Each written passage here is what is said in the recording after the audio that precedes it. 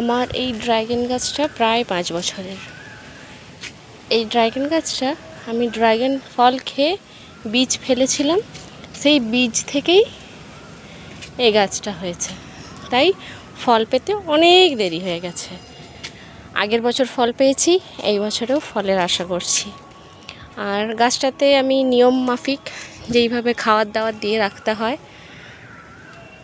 Vermi compost দিয়ে, DAP, তারপর সুফলা, আরও ক্যালসিয়াম, আরও অনেক কিছুই দিয়ে রেখেছি। তো দেখি এই বছর ফল আবার যদি পাই, পেলে আবার দেখাবো। তো এখন তো গরমের সিজন, গরম খুবই গরম, অতিরিক্ত গরম। তাই জন্য ড্রাগন গাছগুলোতে গোড়াতে সবসময় জল না দিয়ে এইভাবে গাছে না স্প্রে করে রাখতে হয়।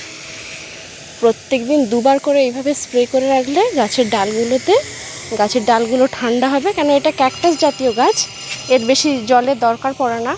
এর গোড়াতে সেরকম জল রাখারও দরকার নেই। শুধু এই গরম পড়েছে বলে দিনে 2 বার করে এইভাবে স্প্রে করে দেবেন জল, তাহলে দেখবেন গাছ সুস্থ থাকবে, ফাঙ্গাস লাগবে না, আর পোকামাকড়ও সেইভাবে লাগবে না। তো আমিও দিনে 2 বার করে এভাবে স্প্রে করে দিই।